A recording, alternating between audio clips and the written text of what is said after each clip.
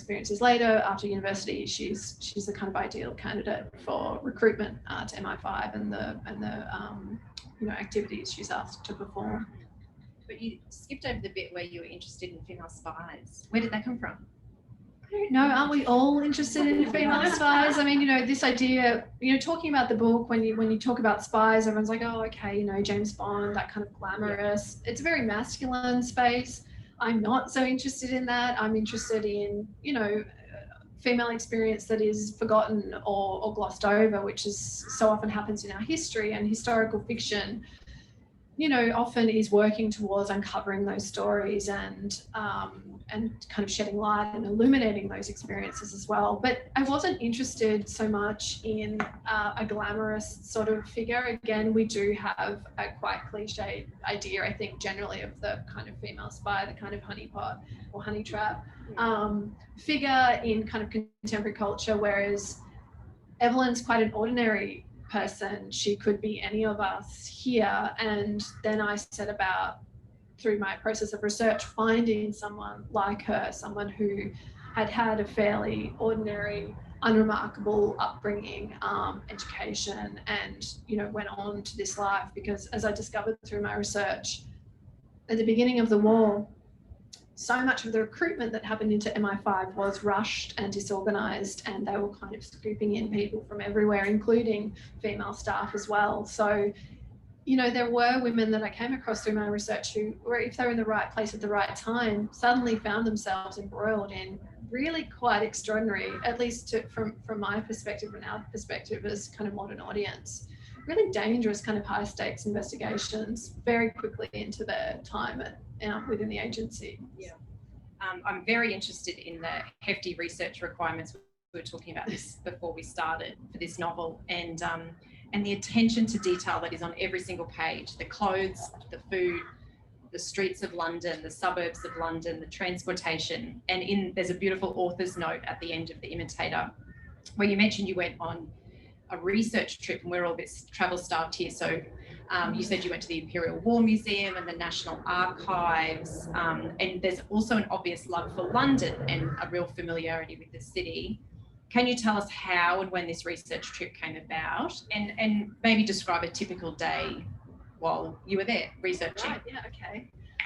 Yeah, well, this was before times, before the Great Plague. And so I went over to London. I think it was in 2016, so quite some time ago now. I had the idea that I wanted to write about the war. I had this character in mind, but she was sort of fuzzy to me.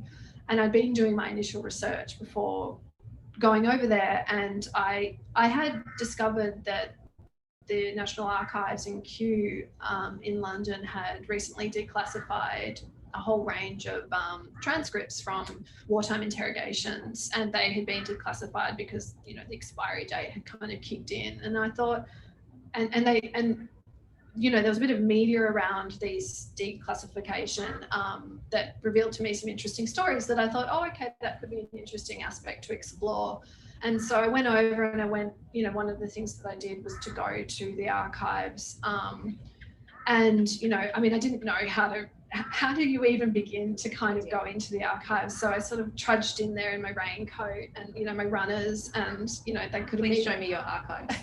Yeah, exactly. Where are the archives?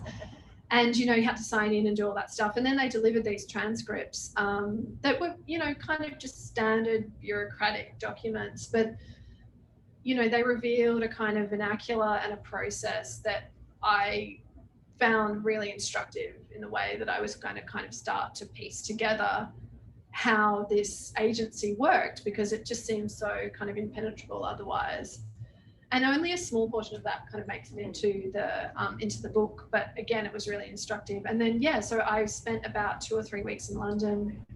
I was by myself. Like, my partner had come over, and then she went off to Wales, and I was staying in London, and I'd get up every morning and I'd trudge around, and I had a couple of other friends staying in London, so I wasn't completely on my own, but I went to Oxford. Some of the book is set in Oxford, and wandered around there, took photos, this is so geeky, I can't believe I'm telling everyone, had a dictaphone, spoke some little words into the dictaphone about what I was thinking, took photos. I tried to get in one of the scenes in the book. This is so embarrassing, but I'm started to tell it, so I'm going to tell everyone. So one of the scenes is set in the Dorchester, which is a kind of ritzy, exclusive sort of hotel in Mayfair in London. And I had the mind to set a scene there. So I thought, well, I better go in there and have a drink and look around. And so I walked in. In your raincoat? I went in, I can't remember if I was in the raincoat, but I was definitely in sneakers and these pair of like black Nike trainers. And the lady just gave me this look of disgust and just said, I don't think she said sorry. She just said, you can't come in here in your trainers. And I felt so Australian and ashamed. And so I went out and I didn't actually go back in again, but I sort of peeked through the window and spoke into my dictaphone. And then, I was like, I'll absorb this shame. Surely I can use that in some way. She'll let me in if she sees me at the window with the dictaphone. Yeah, surely if I tell her I'm writing a novel about the Dorchester, they will let me in. But yeah, so it was a lot of kind of wandering around on my own, but that was fine because I enjoyed it. And because I am obviously not from London. So we were talking about this earlier, when you're writing, I don't think necessarily historical fiction, but if you're writing about a place that's not immediately familiar to you, you want to try and get the details as right as possible. So there's getting that accuracy, but also then there's that historical element as well, because you can't go back in time. So you had to sort of overlay some of that research, that kind of the historical elements onto it, because the bus routes had changed, the streets weren't necessarily called that, some buildings had been destroyed after the war, so it's all of that sort of stuff. So it's that really delicate balance, but it is wonderful being able to go somewhere with a specific sort of task of researching it, and hopefully we'll be able to do that again soon. Very soon. No, it's impeccable on the page, and I was wondering about the street names and suburbs. I did. So one of the things that I did at the very beginning was I bought these old maps of London and had them sort of pinned up on the desk, and you can chart, obviously I've referred to that quite a lot because she does a lot of walking around the city as well. So, and there's always someone who will find those mistakes if they're in there. I'm sure there is bound to be some mistakes in there, but you do want to try and make it as accurate as possible, obviously. Beck, we'd love to hear you read some of this beautiful novel now, if you don't mind. Sure. Thank you. Okay. So this is a passage from the first chapter. So Laura was talking before about the opening. So the novel begins with Evelyn sort of going about her life in London in 1948. She's sort of seeing this young man named Stephen. Their relationship's a bit sort of ambiguous. And after she sees Julia, through the window of this bar, she's feeling really kind of confused and discombobulated, and she's supposed to be going out for an evening with Stephen, but she has to kind of go home because she's sort of upset. And this short passage is what follows from when Stephen sort of leaves her. Later, Evelyn sat on the edge of her windowsill and smoked. From here, she had a good view of the narrow street pocketed behind Euston Road. She wasn't sure what she was waiting for. She finished her cigarette and pulled down the window, trying as always to close the gap where the frame didn't quite meet the ledge. Wrapping a shawl around her shoulders, she slumped on the armchair next to the fireplace, which was a grim thing with a low mantelpiece and a blackened grate, smelling of old coke. She glanced at her watch. It was late, nearly midnight, but she knew he'd still be awake. She went to the bureau by her bed and pulled out the small leather address book from the drawer. Then she crept downstairs to the telephone in the hall and dialed. The call rang for so long she thought he wasn't home, until she heard the faint click of connection and the low, scratchy voice. Stepney Green, 1484. I'm telephoning for the weather report. There was a pause and a muffled sound on the other end of the line, like a sigh. What have you observed? I believe summer has arrived. And the seed? Evelyn screwed her eyes shut. It's growing, she said. The line went silent. Evelyn gripped the receiver. She didn't know what she would do if he couldn't help. But after several excruciating moments, she heard his breathing resume. Well, well, if it isn't Chameleon, he let out a low whistle. Bugger me. She slumped against the cool wall, almost faint with relief. Hello, Vincent. I'm sorry to call so late. It's no bother. I don't sleep much these days anyway. There was more clatter and another deep, puckered inhale. He must still be smoking those awful cigars. You're not in trouble, are you? I'm not sure. Maybe. Evelyn swallowed. Something happened tonight. I'm not sure what to make of it. I know it's been a while, but could we meet? I'm in Bloomsbury. I know where you are, darling. She could hear the shape of Vincent's smile. All right, tomorrow morning. Safe as Lavender Hill, 10 o'clock. And he hung up. Back inside her flat, Evelyn returned to the window. The night outside was blotchy like spilt ink. Among the shadows, she could just make out the cat belonging to the lady at number 20, scavenging through a dustbin, and further along the street, in the direction of Mabel's tavern, old Jim, the street sweeper, bent over his broom and shovel. She glanced back at her bed, at the slim pillow resting against the headboard, and felt her chest ache. How long was she prepared to live like this, to be always furtive and afraid? What if Stephen didn't call her in the morning? What if her reticence that evening, a reticence they both recognised but had never brought out into the clear air, spelt the beginning of the end between them? In some ways it would make things easier, to always wonder, to never test the strength of her feelings, because she had told herself that if it ever came to this, she would run, pack a bag and catch the first train to meet the ferry. She still had contacts in Belgium. Christine might help her. She still knew how to become another person. But it was too late. She couldn't leave. She didn't know how to anymore. Flight was part of the past, the old days. It sounded almost quaint how people spoke about the war now, as if they were only cracking open an old biscuit tin and not the lid of an ancient sarcophagus. Yet that was how it felt to Evelyn as she sat in the gloom, head pressed against the cool glass, as though she had been woken from a curse.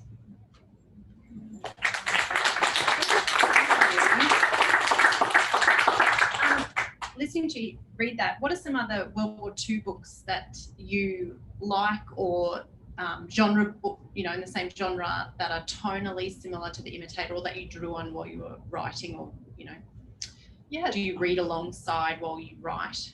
I don't read alongside while I write, but I did read in advance of writing. I'm not sure if that's how you work or other writers work, but I find I have to kind of keep those activities quite separate. But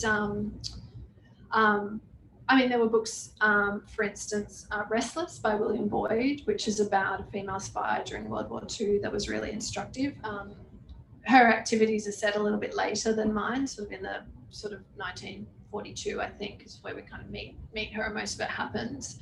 John Banville's The Untouchable, which is again about a real life spy, Anthony Blunt, who sort of concealed his kind of Soviet espionage activities long into his kind of career, where he worked as the chief curator of the Queen's portraits for many, many years. Cambridge. He was one of the Cambridge spies. But John Banville, fictionalizes his life, turns him into a kind of different character with a different name, but he's clearly kind of based on him. Sarah Waters' The Night Watch was also really great, but that is set sort of more sort of post-Blitz era, whereas my book's kind of distinctly set before that period of time.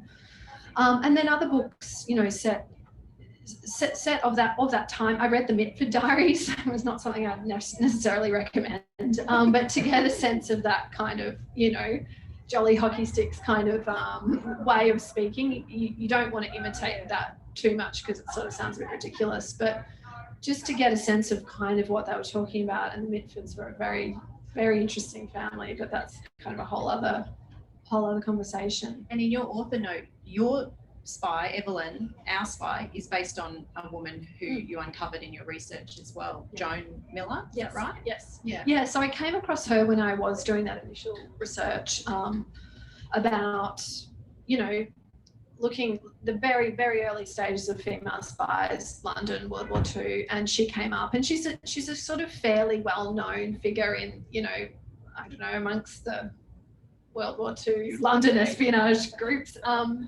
And she was a really fascinating person. So she, like Evelyn, was very young when she got recruited into MI5. She'd been working in a cosmetics firm. And through a family connection, I think it was a school friend, put her in touch with someone at the War Office, and that's how her career began. And she was involved in 2 of the investigations that are detailed in the novel. I made some adjustments to some of the particulars, but she wrote this memoir that was quite jaunty and sort of almost funny in the way that she wrote it, because it was very kind of upbeat and glamorous, and it was sort of heavily contested by those who were involved in it. They attempted to ban it in the UK because it contravened the Official Secrets Act. So she had to go to Ireland to get it published.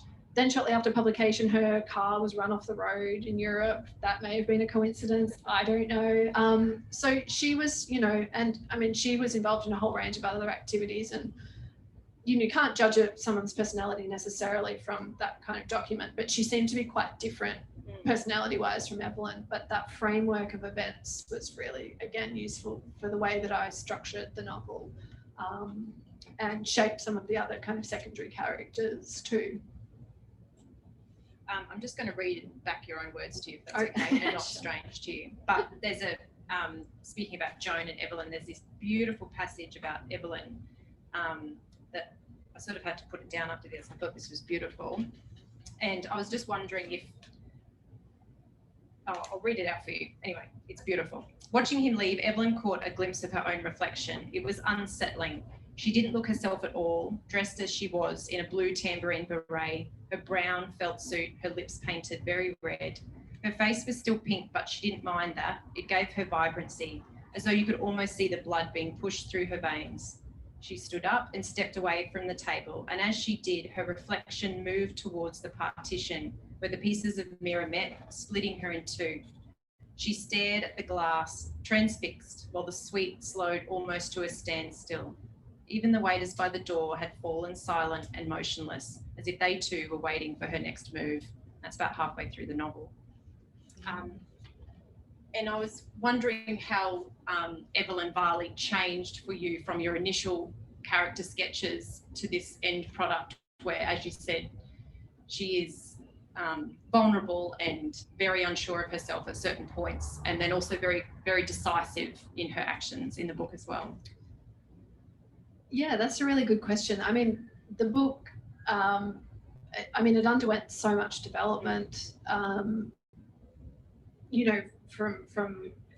when I was sitting at the desk working on it myself to when, my publisher, I was lucky enough for my publisher to be interested in it, and then further development when you work with an editor in-house as well. Evelyn was someone who was constantly evolving.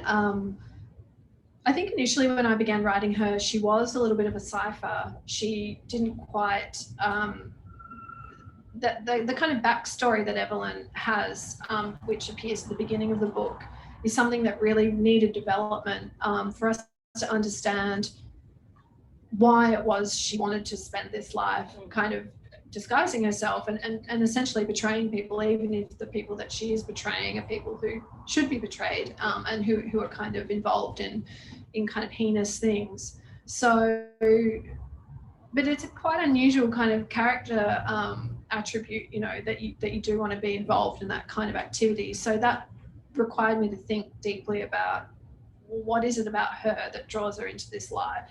And then how does that kind of lifetime of disguise impact her as an adult, and how would that affect the decisions she might make at a kind of dramatic climax, which happens in the book, where she's forced to make really difficult decisions, and one might argue she makes some bad decisions, and how that would affect her and her relationship to those events. And is part of that this beautiful backstory where Evelyn comes from a nothing town with parents who are very quiet on every level, and then she gets this scholarship to this boarding school and pretends that her father is a solicitor even though he's a clerk and things like that. Yeah, I mean, I had in mind, we were talking before about the research trip, so I went to this town. I mean, it's not really a small town now. It's but no, it is in the book, and it was sort of described in that way. But I mean, I would love to live there myself now. But you know, your taste change as you get older, of course. But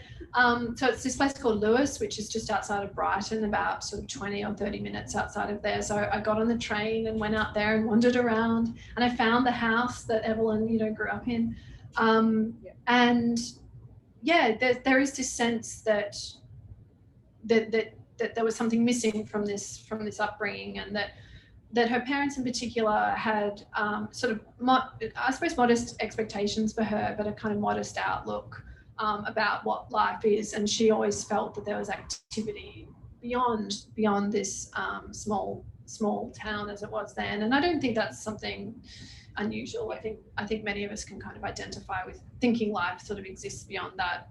We all feel that in adolescence in particular. So that was an important kind of stepping stone. And then when she is accepted into this school, she's kind of catapulted out of one life into another, but she's completely sort of out of her depth and finds herself struggling to kind of adapt to this environment. And again, that's where she makes the decision that she will, rather than kind of pushing against the grain and expecting people to accept her as she is, she will just kind of imitate them and pretend to be like others, because that's an easier way to get along. And yeah, of course, everything sort of flows on from there. Yeah. And you saw the house. You saw a house, and you decided that was where. Yeah, I did. I just Great. kind of wandered up this hill, and I took all of these photos and I charted it, and then I looked back over the maps from that time. And it's funny actually, those that I had in mind a particular kind of house, and I found it, and then it just sort of went from there. Yeah. In The Imitator, we're in the thick of secret agents in Britain intent on uncovering Nazi sentiments and plots at any cost. And Evelyn, I think, is not so much caught up in it, but does choose along the way to be part of it. And as you said, part of some really difficult choices. Can you tell us about your structural choices, the way The Imitator covers a lot of ground and switches between time periods, 1939, 1940, 1948? Yeah. Well, I did want to. One of the things that I found through my reading about the historical fiction of that period is that, you know, that there was a lot, you know, I think the Blitz is something that we're very familiar with when we think about World War II London and that period sort of from September 1940 onwards. But there was this whole kind of year leading up to that I found really interesting, because it was a quiet time within, I mean, relatively, of course, there were things going on and deployment of troops and everything like that. But it was a quiet time in the city, and outwardly it didn't seem like really much was going on, or even that Britain was even at war. And that's when they started talking about the phony war. You know, is this war ever going to happen? Maybe appeasement, maybe Hitler will come to negotiate. Those were still sentiments that were kind of widely discussed. But there was also a lot going on behind the scenes that really fascinated me, in particular the kind of catastrophic warnings that the intelligence service were giving to the government that the government weren't paying attention to. I mean, that's kind of a familiar trope, I think now. So, and obviously we know what happened. I think with the structure of time, with the two time frames, I wanted to kind of, I'm not sure, I'm not sure how much I really thought about that, but I did have this strong picture of Evelyn then and Evelyn after, and I wanted to thread those two people together. I liked that setting in the kind of post-war bookshop. She's working in a bookshop. It's a beautiful bookshop. It's a lovely little bookshop. But she's kind of diminished, and something's gone wrong with her. And when I began writing the book, that is the first scene that I wrote. So the opening chapter is the first thing that I wrote when I was writing the book. And so then it was actually an investigation to go back and kind of work out what had happened to her. But yeah, you are sort of juggling those two time frames to make sure everything links up. And then you do have all the other kind of anachronistic things to think about, you know, were particular rock cakes made in 1948, and you know, was coffee being drunk again, and all that sort of stuff. So that was fun to look into. So how did the novel reveal itself to you while you were writing? Are you that sort of person where you're surprised by, typing, oh, I'm surprised by that? Or did you absolutely know where you were going, and did any of those, because it is filled with all these beautiful twists and turns. I never predict anything in a book, so I'm not the right person to ask, but I was surprised. So were you surprised? Thank you for saying you were surprised. No, I think for me it was just a lot of writing, rewriting. This isn't working. How's this gonna? I think when you work, it's tricky because in some senses, it's a very plot-driven novel. I've never written anything like this. I've only written one book before, and that was very linear, and I knew where that was going because it was about me, so it was easy to chart. Whereas this one, you wanted to create something that was hopefully suspenseful, or at least have some elements of surprise, but it still needed to be tethered to those real life events as much as possible. So it was this real kind of balancing act. It just required a lot of rewriting and drafting, and patience from everyone who was made to read it at various stages. So, and one of the things I talk about in the author note was that, the historical framework was so central to the book, but there were elements that needed to change. So I shifted some dates for some of the activities because it was impossible to stretch that timeline out and things like that. But no, it didn't it wasn't sort of an epiphany that came to me as I was writing. I was like, this doesn't make sense. I must fix this. Something else that I found really beautiful in the book, as well as the complicated relationship between Evelyn and her mother, who is living this quiet life in this house that you found in the country, female friendship is really central to The Imitator. The heartbreaking scenes with Evelyn and Sally, who you'll all meet, and Julia, and even Faye, I loved all of that. What are you saying, even as I know it might not always be conscious, about female friendships or relationships between women? Well, there's obviously deep complexity in the book for Evelyn. I mean, she doesn't really know how to have sustained friendships. Again, stemming back to that idea that she has a kind of hollowness to herself. I mean, in some ways, I think the aspect of the Sally friendship is the most tragic element of the story. I don't want to give anything away, but Sally kind of loves Evelyn for who she is and all of her kind of weaknesses. I suppose she can see through this kind of construction of herself, and accepts that and sort of forgives her for that. Whereas Julia is a much more kind of charismatic, dark, sort of seductive friend. And Evelyn is kind of very much caught up in that and confused by that. And Faye, I suppose, Faye is a character who Evelyn, she doesn't feature hugely in the novel, but she does play an important role where she's living with Evelyn. She also works for MI5. But Evelyn can't connect to her because her work requires her to be secret and conceal everything about what she's doing. So their friendship's thwarted, and Faye could have been a supportive person. And there's sort of nowhere for her to go. No. Can't confide in her family. Yeah, she doesn't really have anyone. So she is a lonely figure. And that, of course, becomes problematic for her later in the later sections of the book that are set after the war, where she meets this man, Stephen, who wants to love her and have a relationship with her, but she can't kind of reveal herself to him because she's so kind of accustomed to this sort of secrecy. I'm going to open it up to audience questions in a couple of minutes, maybe, Emma. But the great scenes at Raheen, is that right? The boarding school, which had me thinking about your memoir, which is set in a boarding school called Bad Behaviour. And it was optioned for TV in 2015. And my question is just, dear God, what is it like to have a book optioned for TV? Please tell us.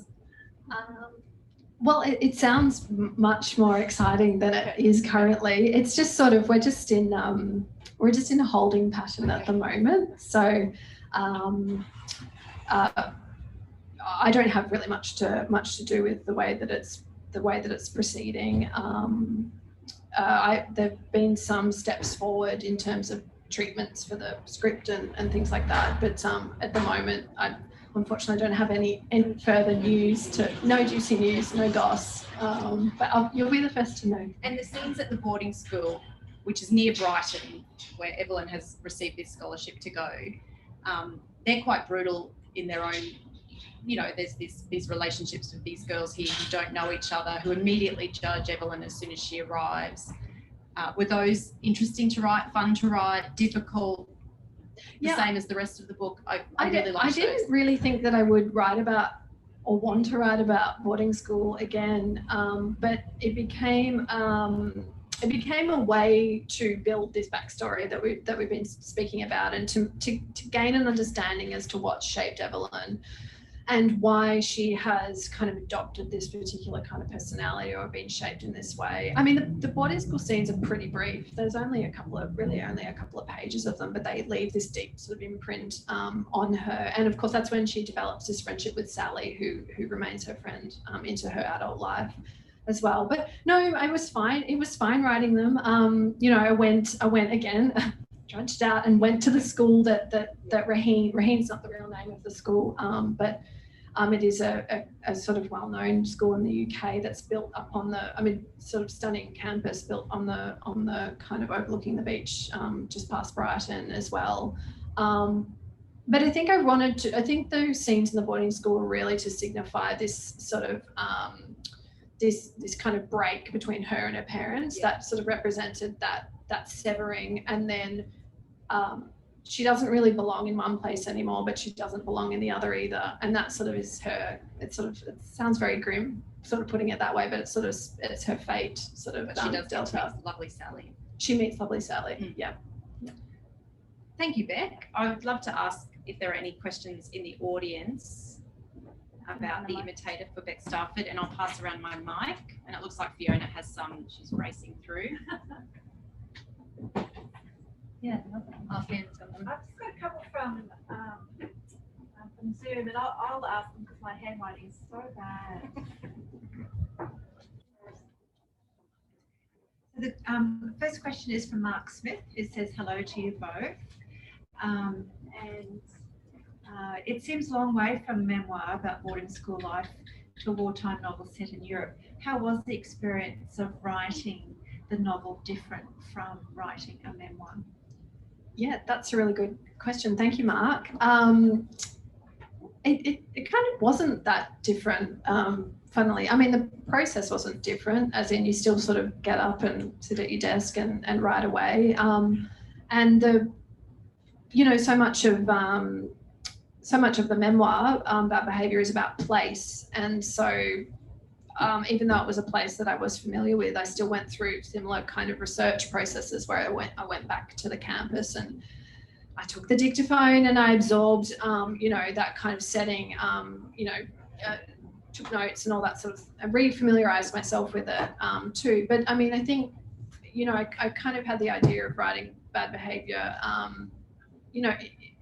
thinking of myself as a character, and it hopefully has those kind of novelistic kind of traits as well. But no, I mean, there's something, I think a little bit liberating about not writing about real events, obviously, as well. But, there are things that kind of carry over from book to book as well. So I'm still interested in female friendship, still interested in belonging and how to be a good person and that kind of reckoning with past wrongs and everything like that. So those kind of questions still sort of resonate. So in a way, that process wasn't kind of all that different. And another question from Tony Chambers. Do you have any tips for managing material from archives when there is little time at archives and most documents are not digitised?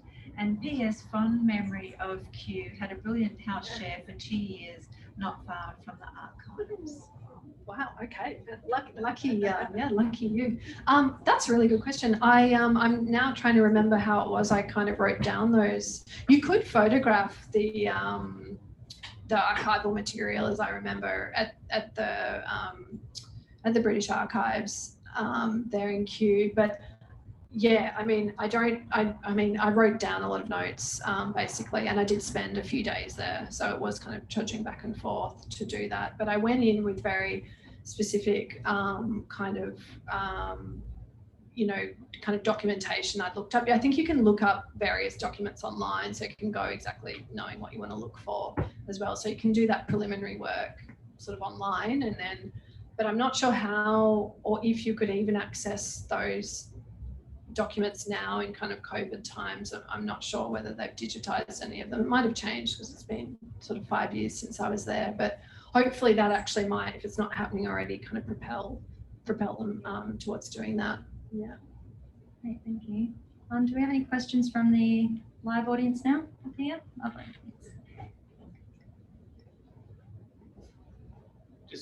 Just curious, did you do any actual interviews with anyone that was from that era? I don't know, I didn't hear you cover that necessarily, but yeah, did you do? Yeah, good question. Thank you. No, I didn't actually do any interviews like that. I did read in various interviews, and actually I neglected to sort of mention this, but the very thing that kicked off the idea about writing about, I was always interested in writing about female spies, but I suppose the kind of ordinariness of a female spy got kicked off when I read this profile of a woman who, it was an obituary of an English woman who died in her 80s. And it was just a small bit, I think it was in the Telegraph. And she had, when she was about 20, again, recruited into MI5, but she was involved in a whole range of activities sort of involved around the D-Day landings and things like that. And really kind of, quite active, spectacular kind of work. Then the war ended. Her posting was kind of ceased. She went back to being a housewife, never work, any kind of work ever again, let alone within intelligence. But she was really kind of modest and about these experiences and kind of self-effacing and just sort of like, it's what we did. And then, then we got on and sort of went back home. And that, there were so many things about that were just extraordinary to me, but there was a simplicity and the modesty of that. There was like, okay, there must be other women out there who kind of just retreated. And I suppose, again, when we meet Evelyn, she's sort of retreated in that way too. And that work's been forgotten as well. But yeah, there were so many women like that who did all of this amazing work during the war and then were forgotten. So. Thank you. Do we have any other questions?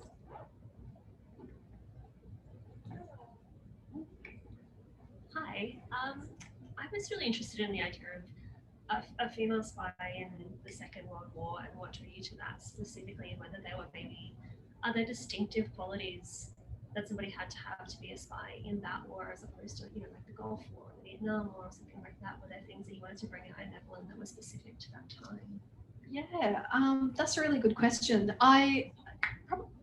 Not sort of specifically sort of attached to that era. I haven't done any research into spies during other periods. I'm sort of interested in that, but it was very much that setting and that place and that time.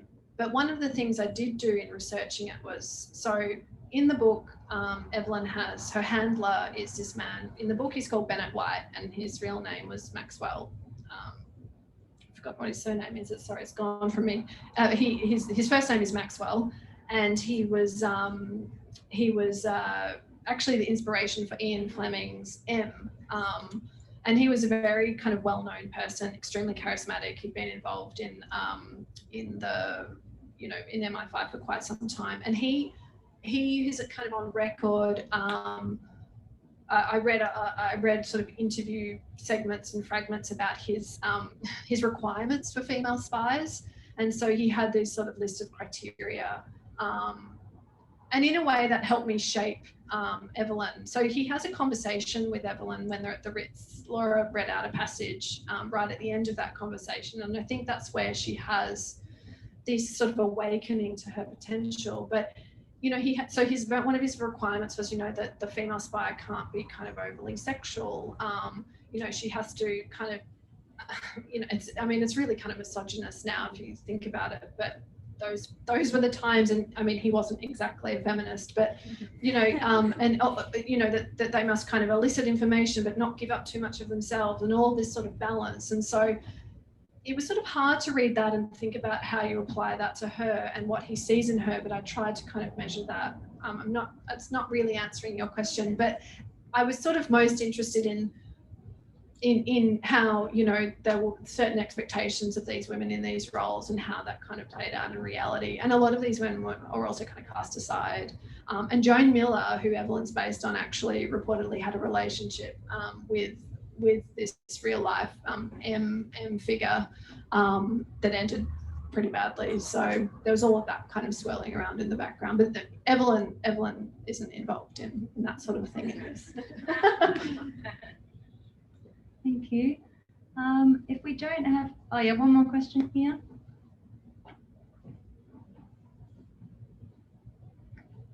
So have you watched Killing Eve? Yes, I have. And do you think that makes it more difficult for you to engage with current audiences, given that it, you know, turns female spies completely on the head, that they're very violent and aggressive and fashion conscious and, you know, all the things that traditionally female spies are not? Oh, that's a really good question. I mean, I love Killing Eve. I mean, I think it's got a little bit silly in the later seasons, but I mean, you know, I think I mean, I see Killing Eve as being kind of completely sort of not based on any kind of reality, I suppose.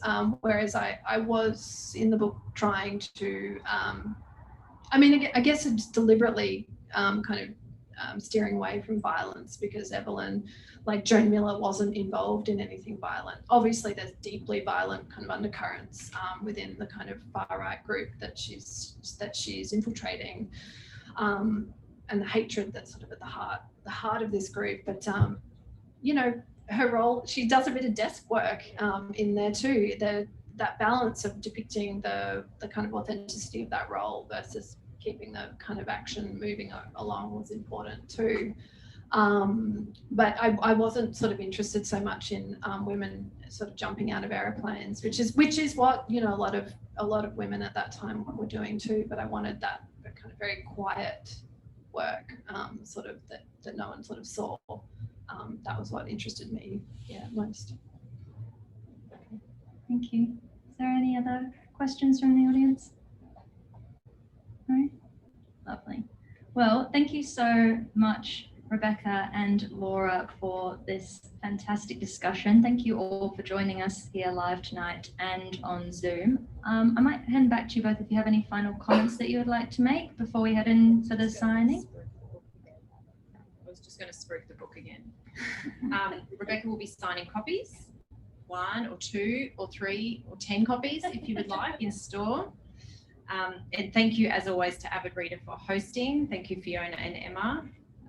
And finally, I just wanted to say that I know what it is like to have a baby while you're writing a book. And maybe I'm projecting, but sometimes it feels like you will never, ever see that book in readers' hands. So congratulations to you, but also to your family and to your publisher. And Thank you. Let's consider the Imitator officially launched, and we wish it Godspeed. Congratulations. Thank you, Laura.